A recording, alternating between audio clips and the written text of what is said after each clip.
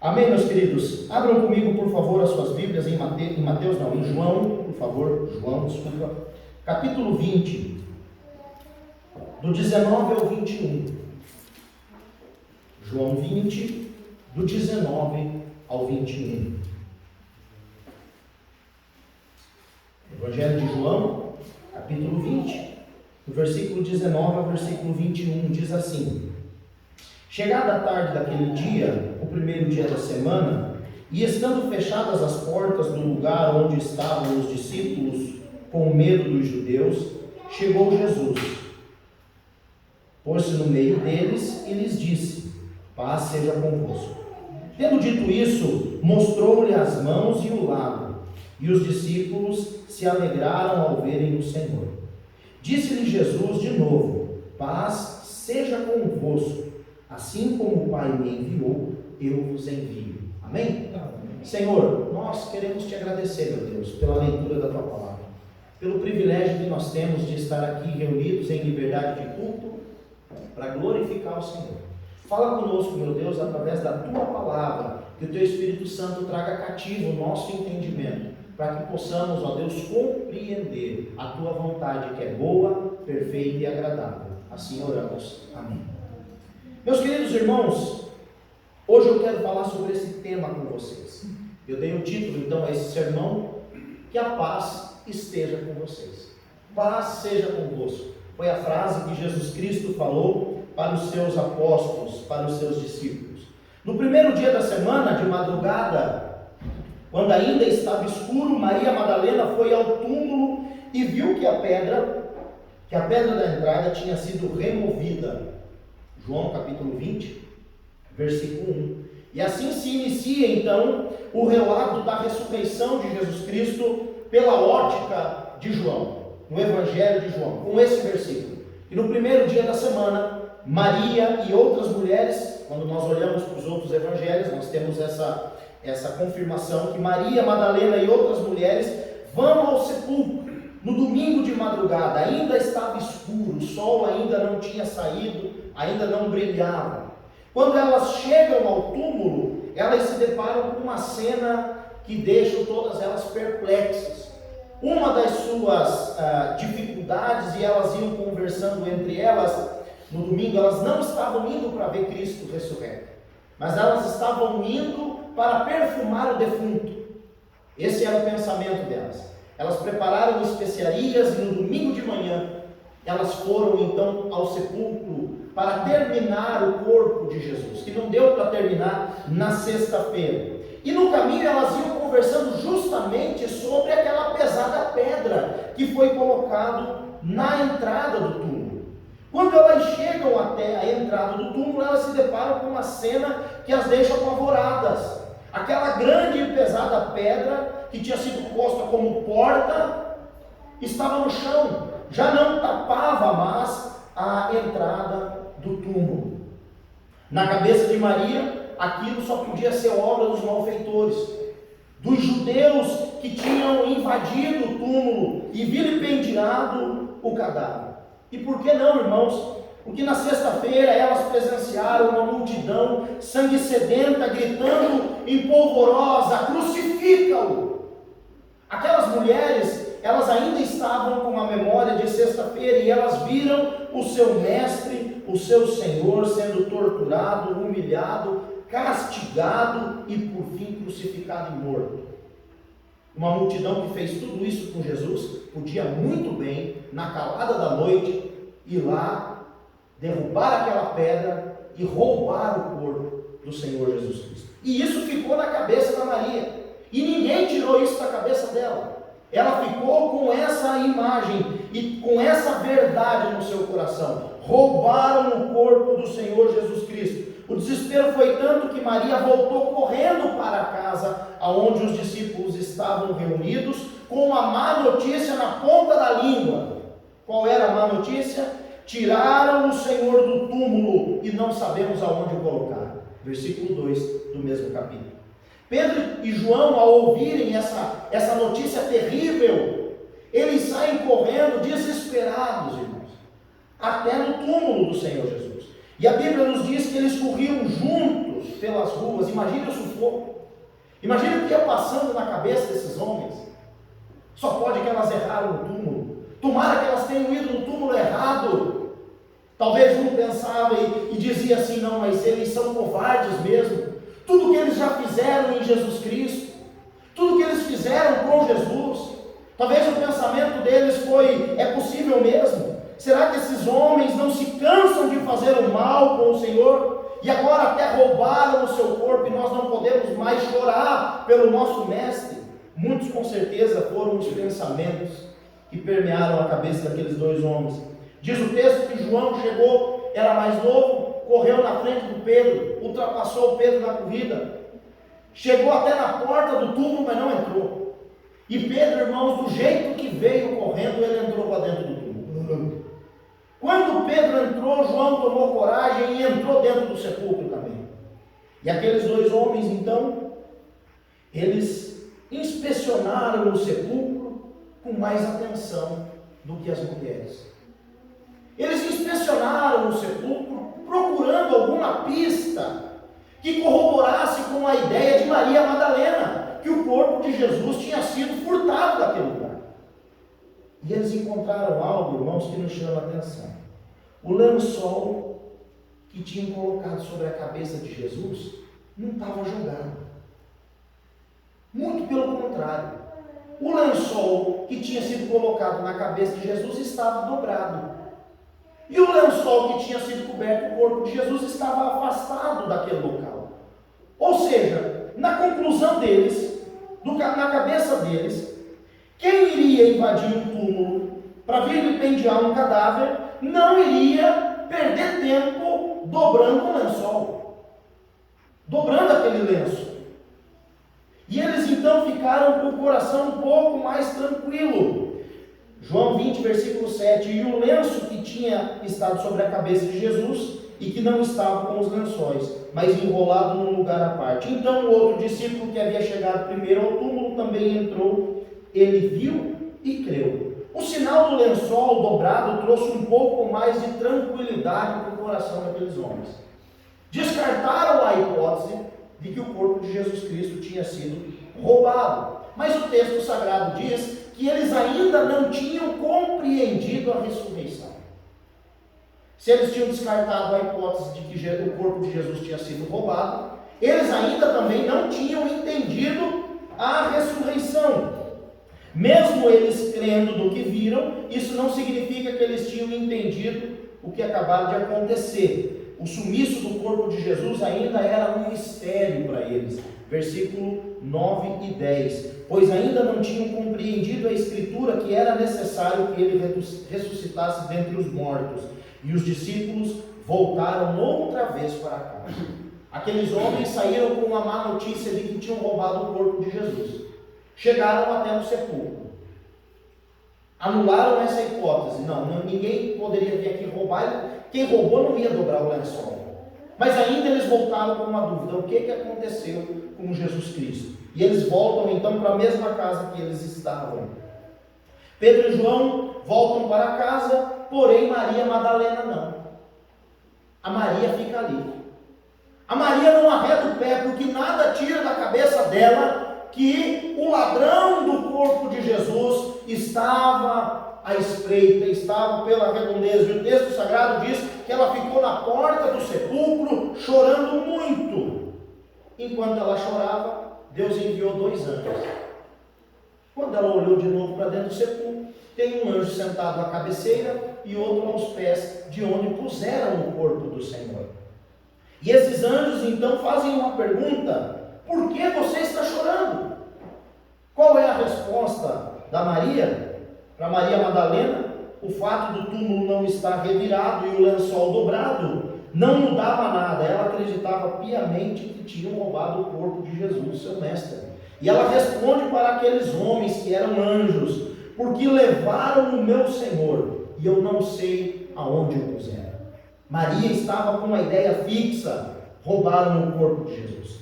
A dor era tanta de Maria que ela ouviu e viu o próprio Senhor Jesus Cristo, mas não o reconheceu. Ela não reconheceu aqueles homens que eram anjos que estavam dentro do sepulcro. Ao que o próprio Senhor Jesus aparece para Maria, atrás dela, e fala com ela: por que é que você está chorando? E ela pensou que aquele homem que falava com ela era o jardineiro. E ela então jogou a culpa para o jardineiro. Falou: se por acaso foi o Senhor que tirou o meu senhor daqui, fala onde ele está, que eu vou buscá-lo. Se foi você que roubou o corpo de Jesus, me diz aonde ele está, porque eu estou desesperada. Maria estava irredutível. A ideia era essa: roubaram o corpo do meu Senhor. A dor da perda, somada à incredulidade, taparam os olhos e os ouvidos daquela mulher. E quantas vezes nós também somos igual Maria Madalena nesse sentido? Os traumas, as dores, as dificuldades, somada à nossa incapacidade de crer na palavra de Deus, nos tornam cegos e surdos espirituais. E nós falamos: estamos sozinhos. E Jesus está: não, eu estou com você aqui. Igual os discípulos que estavam voltando para Emaús. Jesus caminhou com eles o trajeto todo, e eles só foram reconhecer Jesus quando entraram dentro de casa. E nós estamos igual Maria. Jesus está do nosso lado, Jesus está falando conosco, mas devido à incredulidade do nosso coração, e nós potencializarmos as perdas e as dores e os traumas, nós julgamos estar sozinhos. Nós pensamos, meus queridos irmãos, que a realidade é derrota, quando na verdade é vitória. Nós julgamos que a realidade é fracasso, quando na verdade é sucesso. Nós pensamos que a realidade é impossível, quando na verdade é um milagre. Nós pensamos que a realidade é morte, quando na verdade é vida. É vida. No entanto, a Bíblia diz que o Senhor não abandona os seus filhos. Isaías 49:15 diz: será que uma mãe pode se esquecer do seu filho que ainda ama, do filho do seu ventre, mas ainda que essa mãe viesse a se esquecer do seu filho, eu, todavia, não me esqueço de vocês, porque eu tenho vocês gravados na palma das minhas mãos. Jesus não abandona os seus. Jesus tem uma maneira única de tratar com a gente. Jesus nos entende dentro das nossas esquisitices. Jesus nos compreende dentro da nossa estranheza. Jesus fala aqui de uma maneira que só eu e você, que temos um relacionamento com Ele, conseguimos discernir. Elias não ouviu a voz de Deus no vento forte, tampouco no fogo, mas sentiu a voz do Senhor na brisa suave. E assim Jesus então chama Maria pelo nome. E aquela mulher então cai em si. Quando ela ouve Jesus dizendo Maria, ela olha para trás e diz: Rabone, meu mestre, meu mestre. A cena muda e aparece Jesus repreendendo Maria imediatamente. Mas eu faço essa ligação na minha cabeça, irmãos. Eu imagino Maria olhando para trás, falando: Jesus, mestre, o Senhor está aqui.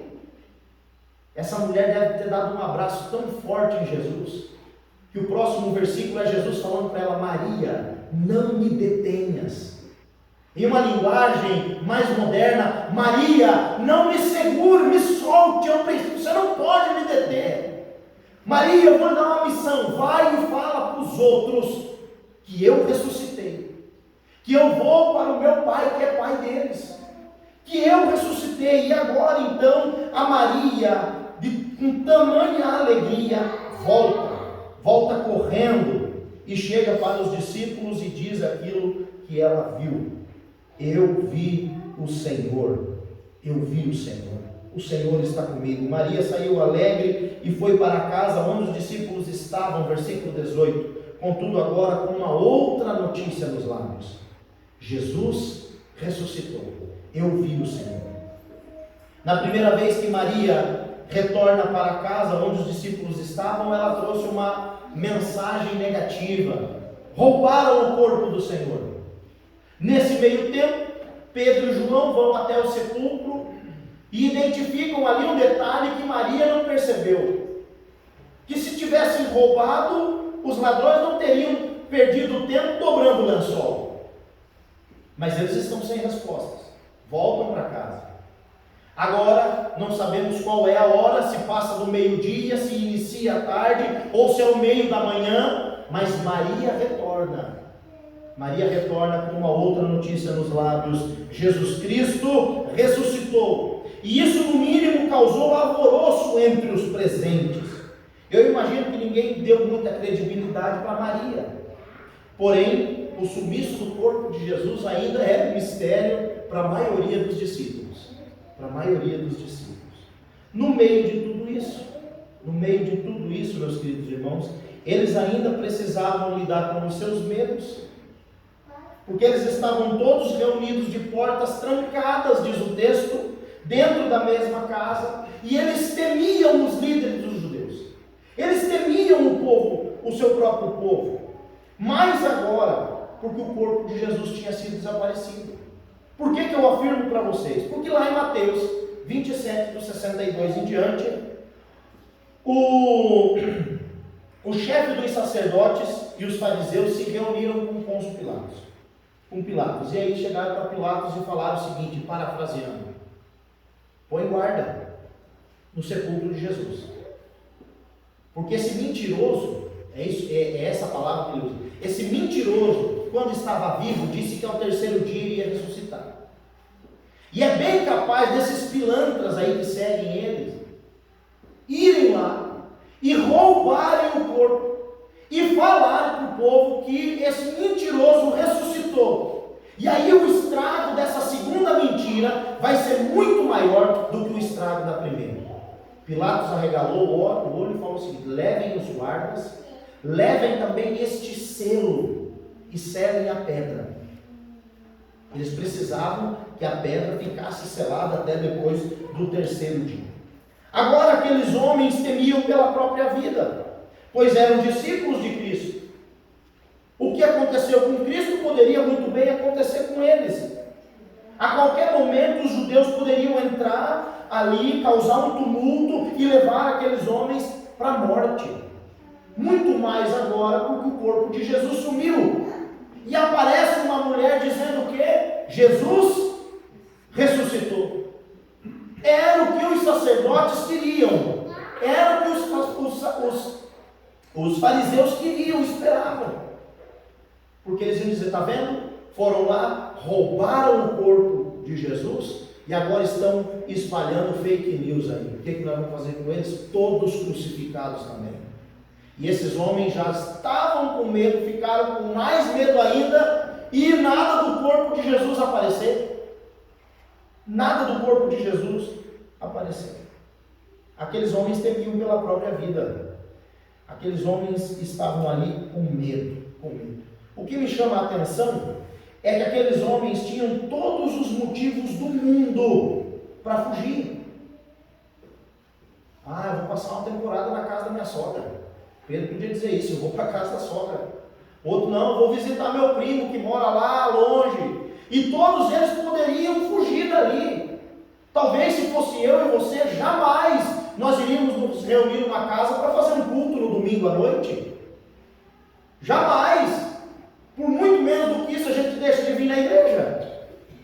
Às vezes porque está com um pouquinho de dor de cabeça, ou com algum mal-estar. Estou cansado, não vou. Imagina correndo risco de morte. Aqueles homens tinham todos os motivos do mundo para não estarem juntos, mas no primeiro dia da semana, eles estavam todos reunidos ali, apesar de estar com as portas trancadas, porque o medo também tomou conta do coração deles. Cada um poderia ter ido para a sua casa, ou a casa de um familiar, mas não. Eles estavam sofrendo a dor da perda. Não tinham mais o seu amigo e mestre. A morte poderia bater a porta a qualquer momento. Porém, mesmo assim, eles estavam juntos, reunidos no primeiro dia da semana. Meus queridos irmãos, o domingo daqueles homens se iniciou com uma má notícia. Eles já vinham numa sequência devastadora. O conforto que eles queriam era de pelo menos ir chorar no túmulo. Como nós vemos as irmãs Marta e Maria indo chorar no túmulo do irmão Lázaro. O conforto que aquelas mulheres queriam era pelo menos terminar o trabalho que se iniciou no corpo de Jesus às pressas na sexta-feira. E quando esses homens e essas mulheres se deparam com essa notícia aterrorizante, roubaram o corpo do Senhor Jesus Cristo. O domingo deles se iniciou com uma má notícia, mas se encerra com uma notícia boa. Qual é a notícia? Jesus ressuscitou. O domingo deles se iniciou com um susto. Roubaram o corpo do Senhor Jesus Cristo, mas se encerrou com uma surpresa. E qual foi a surpresa? O próprio Senhor Jesus Cristo apareceu aonde eles estavam e disse: paz seja convosco. Talvez a sua semana começou ruim, a sua semana não foi legal, a sua semana começou com um susto, com uma notícia negativa, mas isso não significa que é o fim dela. Talvez o seu início, o início da sua vida foi um início ruim, foi um susto, foi uma má notícia, mas esse não é o fim. O fim é glorioso e no fim Jesus Cristo aparece para todos os presentes e diz: paz seja com vocês. Amém. Jesus Cristo entrou onde aqueles homens estavam, de portas trancadas, e para comprovar que eles não estavam tendo uma alucinação coletiva e que Jesus tampouco era uma assombração, ele logo foi mostrando as suas mãos e também o seu lado, que foi perfurado. E o versículo 20 então diz que eles se alegraram ao ver Jesus. Eles se alegraram com aquela notícia. O que eu tiro para a minha vida e que eu quero passar para a sua vida? Em primeiro lugar, a mensagem de Jesus não foi: vocês são covardes. A mensagem de Jesus não foi: vocês são medrosos, ou eu me envergonho de vocês. Talvez, meu irmão, você se escondeu. Talvez você está escondendo seu chamado, você está escondendo a sua vocação, você se trancou dentro de casa por causa de algum medo, de algum trauma, de alguma ideia maligna. E Jesus hoje está dizendo para você que Ele não se envergonha desse seu comportamento. Jesus aparece para os discípulos e poderia muito bem dizer: que vergonha, que cambada de frouxo que vocês são. Todo o meu sofrimento naquela madrugada, carregar uma cruz pesada por vocês, e vocês aí com medinho. Que espécie de homens vocês são? Que prometeram, né, Pedro? Você também, hein, Pedro? Faça-me um favor. Falou que ia junto comigo até a cruz. Me negou 3 vezes, Pedro. Jesus poderia ter esfregado essas verdades na cara deles, mas Jesus não fez. Jesus não fez porque Ele é rico em misericórdia. E Jesus chegou para aqueles homens e se apresentou e disse: paz seja convosco. Aqueles homens estavam em intensa aflição, em intensa perturbação, medo. E Jesus chega e traz uma mensagem de paz. Jesus não traz terror, Jesus não traz aflição, Jesus não faz terrorismo. Onde Jesus Cristo chega, a paz reina. E Jesus chegou para aqueles homens e disse: paz seja com vocês. O apóstolo Paulo disse em Efésios 2,17: quando veio ao mundo, Cristo evangelizou a paz a vocês que estavam longe e também a vocês que estavam perto. A paz do Senhor Jesus Cristo seja com você, meu irmão. Jesus vai até onde você está. Jesus vai até onde você está e Ele tira você de lá. Em segundo lugar, o que a paz de Cristo faz? O que a paz de Cristo fez? E o que a paz de Cristo pode fazer por nós? Romanos 5:1: justificados, pois, mediante a fé, temos paz com Deus, por meio do nosso Senhor Jesus Cristo. O pecado nos colocou em uma situação de inimizade com Deus. No córner direito, Deus onipotente, soberano, santo e justo. No córner esquerdo, eu, pecador, miserável. E agora eu sou inimigo do Senhor. Quem vai vencer essa luta? Quem vai vencer essa batalha? A Bíblia diz que nós fomos feitos, por causa do pecado, filhos da ira e da desobediência. Filhos da ira e da desobediência. O fato de ter Cristo ressuscitado nos garante a justificação. Por isso ele chegou para os discípulos e a primeira palavra que ele falou foi: paz seja com vocês. Sabe o que significa? Aquela guerra que era impossível de vocês vencerem. Aquela inimizade que tinha entre vocês e Deus. Aquele problema insolucionável para o homem que se originou no Éden. Eu resolvi e trouxe a paz. Não tem mais guerra, não tem mais condenação. Se você está em Jesus Cristo, não tem mais condenação. Eu trouxe a paz a vocês. Vocês estão justificados pelo meu ato de justiça. Amém. Jesus Cristo nos traz a paz. Efésios 2, versículo 1 em diante diz: e ele lhes deu vida quando vocês estavam mortos em suas transgressões e pecados, nos quais vocês andaram no outro tempo, segundo o curso deste mundo, segundo o príncipe da potestade do ar, do espírito que agora opera nos filhos da desobediência. Entre eles também todos nós andamos no passado segundo as inclinações da nossa carne, fazendo a vontade da carne e dos pensamentos, e éramos por natureza filhos da ira, como também os demais. Mas Deus, sendo rico em misericórdia, por causa do seu grande amor com que nos amou, e estando nós mortos em nossas transgressões, nos deu vida juntamente com Cristo. Pela graça, vocês são salvos. É isso que essa mensagem significa. Em terceiro e último lugar, o príncipe da paz nos comissiona. Versículo 21.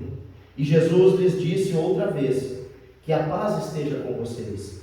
Assim como o Pai me enviou, eu também envio vocês.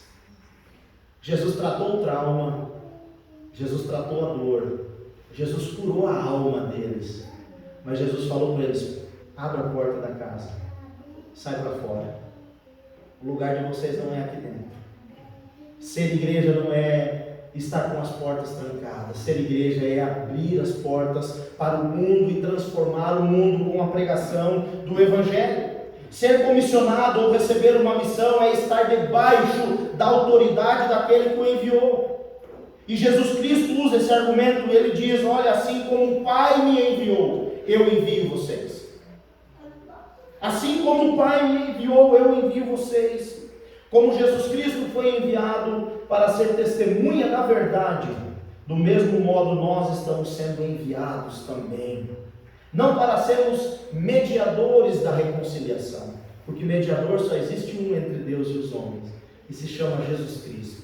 Mas nós vamos como pregadores e portadores dessa mensagem de reconciliação.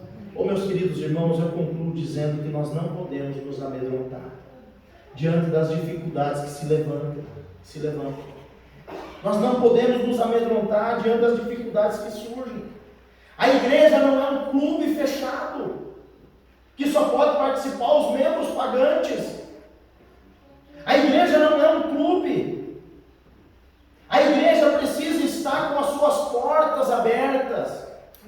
A igreja precisa estar lá fora, e é isso que significa igreja. No grego, eclésia. Fora, não dentro. Para fora, para os outros. E a igreja, num mundo tenebroso, como diz aquela frase, o mundo tenebroso precisa de uma igreja corajosa. Uma igreja que abre as suas portas e vai. Uma igreja que prega a verdade. Uma igreja que não se corrompe, que não vende princípios. Essa é a igreja do Senhor Jesus Cristo. E você faz parte dessa igreja.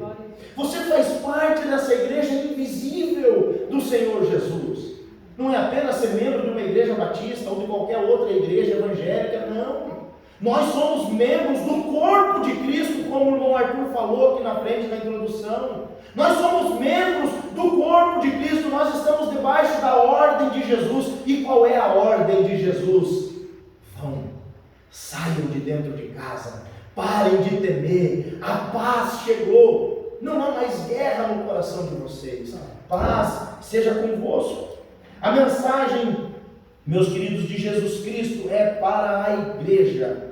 A igreja está debaixo da ordem de Jesus e sob o poder do Espírito Santo. É através do poder do Espírito Santo. A mensagem de paz acalmou, meus queridos irmãos, aqueles homens e mulheres. E agora eles estavam testemunhando que Jesus Cristo ressuscitou dentre os mortos e que está vivo para a honra e glória do Deus Pai, e que voltará para buscar a sua igreja e o seu povo. Essa é a missão da igreja. Essa é a sua missão. Talvez você está escondido dentro de casa, não participa dos trabalhos, não participa com o seu dom e talento. Lembra o que aconteceu com aquele que enterrou o talento? No último dia o Senhor tomou aquele talento enterrado e deu ao que tinha multiplicado. Talvez você está escondido porque você está enfrentando algum trauma. Jesus Cristo sara todos os nossos traumas. Jesus Cristo entra aonde a gente pensa que ninguém consegue entrar. Jesus vai até o porão da sua alma e lhe arranca de lá. Não é esse lugar para você estar, meu irmão. Jesus chamou você para estar trabalhando para Ele, para estar anunciando que Cristo vive e reina pelos séculos dos séculos. A mensagem de Jesus é: vão em paz, porque eu estou com vocês. Todo medo foi substituído, inclusive o medo da morte daqueles homens, e mortes terríveis que eles enfrentaram no seu futuro. Os historiadores, isso não está nas Escrituras, mas dizem que Pedro, quando foi ser morto, soube que seria morto crucificado, e para os seus algozes ele disse: eu não posso ter a honra de morrer igual o meu Senhor morreu, então me crucifiquem de cabeça para baixo. Aquele homem que se escondeu, aquele homem que negou, aquele homem que fugiu, aquele homem que não acreditou, ele foi tocado por essa paz, e o medo da perseguição, o medo da morte, o medo de qualquer outra coisa foi substituído pela certeza da salvação. E no último dia disse: eu não tenho a honra de morrer igual o meu Senhor. Sabe por quê? Porque quem está em Deus não morre. Não morre. Fecha os olhos aqui na terra, mas imediatamente é recebido pelo Senhor no céu. Inclusive o medo da morte foi substituído. Sabe por quê? Jesus Cristo venceu a morte e agora nós não tememos mais. Amém. Essa é a mensagem que eu e você precisamos pregar. A mensagem da ressurreição. A mensagem de que Cristo morreu pelos nossos pecados. Esse é o poder da igreja. Esse é o poder da igreja. Pregar a palavra. Na pregação da palavra, os ouvintes vão ouvir. Se eles se arrependerem e confessarem o nome do Senhor Jesus Cristo, diz o texto sagrado, que eles serão salvos. Mas quem ouvir e não se arrepender, já está condenado. Não tenha medo, não tenha medo. Pregue o Senhor Jesus Cristo. Sirva o Senhor Jesus Cristo com o que Ele te deu. Use esse dom que Deus te deu para a liderança. Lidere, faça algo com o que o Senhor te deu. Saia de dentro da casa e sirva ao Senhor Jesus com integridade e singeleza de coração. Amém? Feche seus olhos, vamos orar. Pai bendito, Deus de amor e infinita graça, eu te agradeço, meu Deus, pela tua palavra que foi pregada. Não deixe que essa palavra caia no vazio, mas que ela produza em nós frutos para toda a eternidade. Assim eu oro em nome do Pai, do Filho e do Espírito Santo de Deus. Amém.